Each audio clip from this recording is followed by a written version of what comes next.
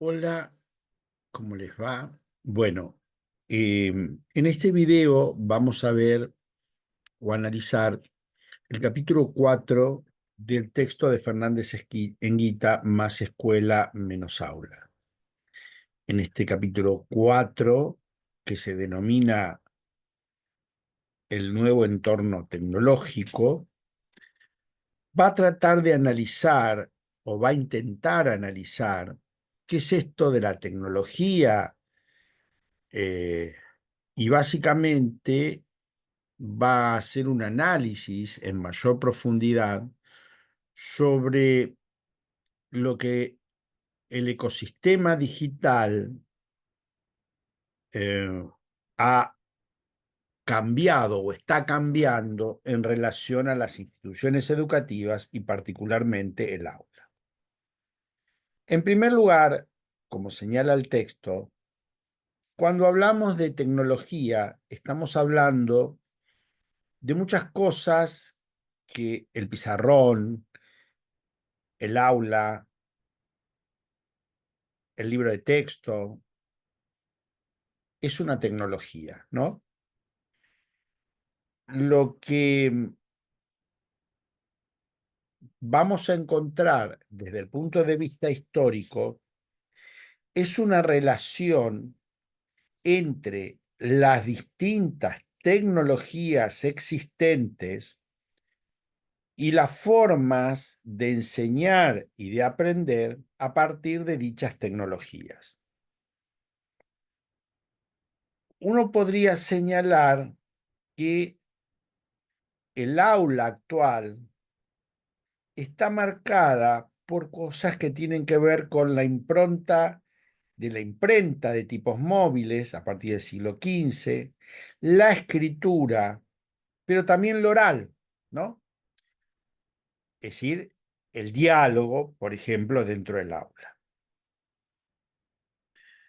La forma en cómo se abordaron estas tecnologías a lo largo de la historia y cómo ellas llegaron o se organizaron en la escuela y en el aula y cómo fueron construidas es lo que ya vimos anteriormente en los capítulos anteriores, pero es bueno recordar en este que estas tecnologías sobre el oral, sobre lo escrito, sobre la imprenta móvil y obviamente sobre el ecosistema digital, organizan o generan formas de organización, ¿sí? En tipo de espacio, de tiempo, de trabajo, en relación a los procesos de enseñanza y aprendizaje.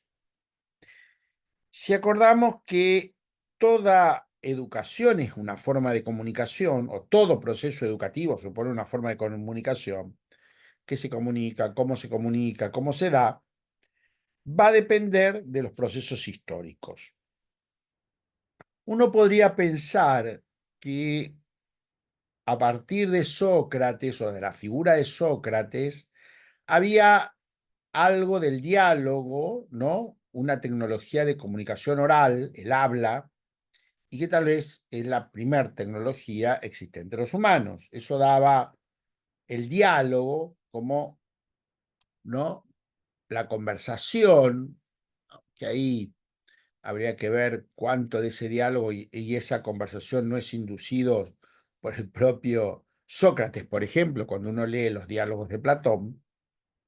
Y en segundo lugar, va a aparecer Platón en sus escritos, y ahí ya tenemos otros soportes que se transmiten esos discursos, como el papiro, el cuero, y ya ahí tenemos otra cosa, sí tenemos la escritura. Es célebre aquella parte, libro de el Fedro de Platón, donde en una parte Sócrates plantea lo terrible que es la escritura, porque se terminaría la idea de oralidad y de la memoria en las personas, es decir, generaría daños terribles. Pero ya tenemos más adelante Aristóteles, donde ya no escribe diálogos como Platón, sino tratados. Ahí ya tenemos otra cosa. Y sobre la Edad Media vamos a tener el códice, los papiros, que son más baratos, y ahí aparece la lección, es decir, un maestro que enseña a partir de un libro, ¿sí? La imprenta radicaliza esto porque es posible producir gran cantidad de libros a menor costo y a mayor cantidad, y todos son iguales, a diferencia de los códices anteriores que eran copia de copia de copia, lo cual no siempre era fiel. De hecho, no tuvimos el acceso que tenemos a los textos actuales, de esos no son los originales, son copia de copia. A partir del siglo XVI empieza a aparecer el libro y el libro de texto como un instrumento para homogeneizar la enseñanza, ¿sí? Comenio es el gran constructor de esto en su didáctica magna, e incluso establece en esa didáctica magna grados de la enseñanza en función de lo que se quiere enseñar. La historia de la Biblia, las historias morales, la historia de la costumbre, la historia universal, ¿sí? Donde el libro constituye un instrumento que puede homogeneizar, es decir, y generar más efectividad en la enseñanza-aprendizaje. Y como si fuera poco, Comenio también piensa un libro de texto para los padres, ¿sí? En la enseñanza de sus hijos, ¿no? En esa especie de escuela materna. Entonces, el libro de texto a partir del siglo XVI empieza a ser organizador del aula. Esa organización del aula del libro de texto permite homogeneizar la lectura, y ahí está la lectura, la oralidad, la lección del profesor, la repetición, la lectura en voz baja y la lección del alumno. Los hermanos lasallanos, ¿sí? Lo que hicieron es continuar esto y le agregaron, por ejemplo, los carteles dentro del aula, es decir, que el alumno viera esa escritura que estaba en el libro de textos, ¿no? El alfabeto, para poder aprender. De esa manera, a través de estas tecnologías se crea un mecanismo masivo y sistemático de normalización, donde el examen, tomar examen, termina siendo el instrumento que permite esa normalización. Esto no es posible pensarlo sin la imprenta, sin el libro, pero que a la larga, lejos de ser algo repetitivo, mecánico, el libro también permite generar o romper la dependencia con el maestro. Sabemos hoy que Newton o Lincoln eran autodidactas, no tenían maestros, es decir, aprendían a partir de los libros. Eso da libertad, ¿sí? Bueno, la imprenta, la prensa, o sea, permite indudablemente la comunicación en la sociedad de masas. Bueno, es recordar, y lo hace el texto Fernández Enguita, la frase de Jim Morrison, el cantante de The Doors, ¿sí? En 1970, donde dicen: ¿sabían que la libertad existe en los libros escolares? Es decir, también el libro escolar puede salir del control del maestro, ¿no? Basta pensar en el protestantismo, que todos podemos interpretar la Biblia. Ahora bien, visto estos elementos y las distintas tecnologías en el tiempo, ¿qué va a traer la tecnología digital? ¿O qué posibilidades puede generar la tecnología digital? En primer lugar, digitalizar todo lo que se tiene, es decir, ponerlo en un formato relativamente barato, menor costo, accesible a todo el mundo, ¿no? Poder ver obras de arte, textos, imágenes, etc. En segundo lugar, desarrollar nuevas formas de aprendizaje que estén fuera de la escuela, redes, ¿sí? Otro tipo de plataformas. Y en tercer lugar, genera un efecto en el aula. Si uno pensase los impactos de la tecnología digital en un sentido positivo, uno podría pensar que la elección se enriquece, puedo tener más acceso, más recursos, acceder rápidamente, ¿no? Verlos incluso con el celular, acceder a Google y buscar una imagen, una poesía, algo o un mapa. En segundo lugar, el aula empieza a aparecer sin papeles. Ya no hay necesidad ni del libro ni de papeles. Ni qué decir de la gestión del alumnado, donde hay una especie de posibilidad de mayor control, función de entradas, salidas, ¿no? Datos. Una mayor comunicación a través de otra vía. Ya con nuestros alumnos no solamente nos comunicamos en el aula ni en una cartelera. Hoy los alumnos nos escriben por mensaje de texto, WhatsApp, el campus. El control que tenemos sobre los alumnos es posible que sea mayor, ¿no? Si está en un aula, entra, el aula virtual, sale, etc. Y obviamente la posibilidad de formas de evaluación más automática y más compleja. A su vez, es posible tener una trazabilidad mayor del estudiante. ¿Cuándo entró? ¿Cuándo salió? ¿Qué hizo? Escribirla a cualquier hora, ¿no? Lo cual no sería bueno, pero digo, pero es posible eso. Es decir, la escuela que tuvo el monopolio de la educación y de la escolarización parecería perder ese monopolio. Es decir, la tecnología digital, dicen Guita, posibilita múltiples formas de acceso más fáciles y con mayor capacidad de tener información y conocimiento. Hay otras formas en cómo irrumpe el entorno digital. Por ejemplo, en los abiertos, los youtubers, formas de comunicación distintas de otras personas que me están diciendo cosas distintas. Y lo que dice bueno, interesante o muy pobre es harina de otro costal. En segundo lugar, la educación low cost, es decir, disminuye los costos. En tercer lugar, la mayor posibilidad de hacer educación escolar en la casa, el homeschooling. Y en cuarto lugar, construir redes de afinidad, ¿sí?, con otras personas en otros lugares, sin necesidad de moverme y con una relativa facilidad. Obviamente, esto no está distribuido o estas posibilidades de manera igual en la sociedad. Depende del capital cultural acumulado de las personas, cuánto sabe leer, escribir. Y en general, lo que puede aparecer como crítica es el dominado efecto Mateo. Y se llama efecto Mateo un efecto que se genera a partir de, por el versículo bíblico, dar más a los que tienen más, dar menos a los que tienen menos. Y por último, el efecto más terrible también es la disociación entre el mundo escolar y el extraescolar. ¿Qué es lo que puede venir? En primer lugar, puede venir una especie de ritualismo burocrático. Hacemos las cosas por ritual. Doy una clase por ritual, aprendo por ritual, es decir, el ritualismo burocrático, usando un concepto de Merton. La posibilidad de que se pueda enseñar todo a todos y totalmente. La posibilidad de que pueda aprender por mí mismo o por sí mismo, ¿sí?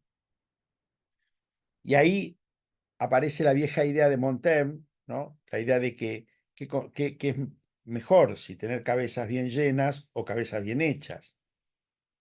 Lejos de haber escasez de información, de conocimiento, parecería ser que hay mayor abundancia. Ahora bien, el enfrentamiento a esto no es tener más memoria ni más rutinas, sino el desafío es más creatividad, es decir, posibilidad de construir otros diseños, otras posibilidades, otras innovaciones, etc.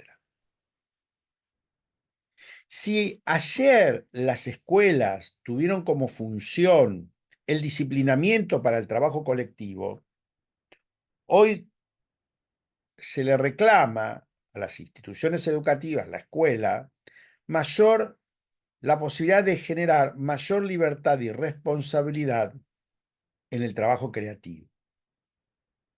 El aula, que como vimos en el capítulo 3 fue pensada para un trabajo serial, estandarizado, panóptico, de alto control, destinado a secuestrar la atención de los alumnos a partir de la lección del profesor y del libro de texto, ¿sí?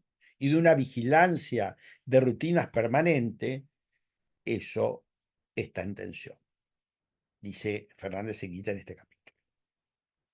Y existe la posibilidad de tener educadores sin muros, sin fronteras, ¿sí?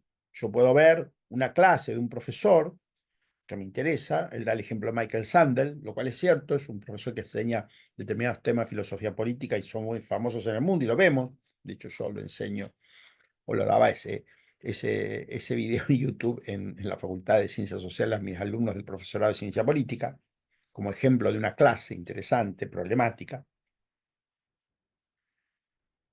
Y aparece la idea de que tenemos objetos interactivos de mayor interacción como los simuladores, donde podemos aprender cosas de riesgo, por ejemplo, manejar un avión o determinadas prácticas médicas que no se puede experimentar en la persona, ¿no? Y el simulador en el avión es fundamental porque no vamos a sacar un avión, poner en riesgo a las personas. Eso quiere decir que, ahora, esas posibilidades, ojo, cuidado, no son baratas, son más complicadas, pero digo, está hablando otras posibilidades, que hoy ya están en un montón de cosas. El otro día estuve viendo la formación de instrumentadoras quirúrgicas usando simuladores. Acá en Argentina, en la Universidad de San Isidro, Nacional de Escalabrini Autoriza en San Isidro. Y genera también la posibilidad de colaboración mayor en iguales, ¿no?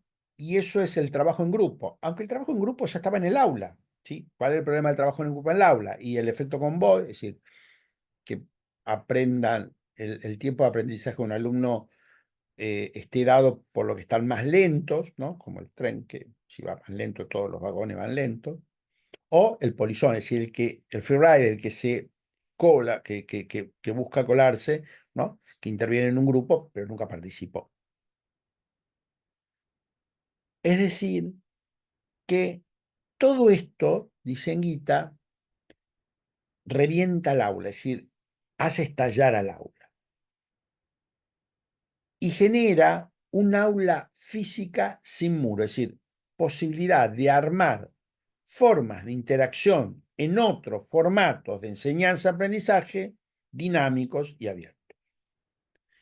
Él recupera al finalizar del texto que ustedes van a leer la idea de comunidad de práctica, es decir, formar comunidades, la posibilidad de formar comunidades de práctica, de interacciones, incluso estando en línea, con otras personas donde estemos aprendiendo lo mismo y a partir de esta comunicación, que me lo permite hoy la computadora, la digitalización, Internet, poder construir, por ejemplo, un texto en conjunto. Entonces ya es posible, ¿eh? Y eso genera nuevas posibilidades. Obviamente, y esto sí lo señala el capítulo, esas posibilidades no están distribuidas igualmente.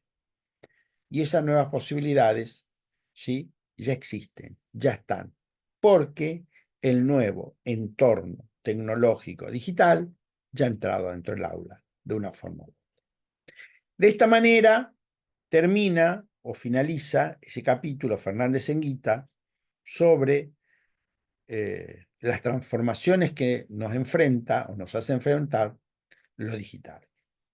Hay una cosa que no está en este capítulo, pero sí lo quisiera remarcar, que esto se ha radicalizado porque los últimos 2 o 3 años lo que apareció es la inteligencia artificial, que radicaliza estas cosas, es decir, introduce otras cuestiones nuevas, ¿sí?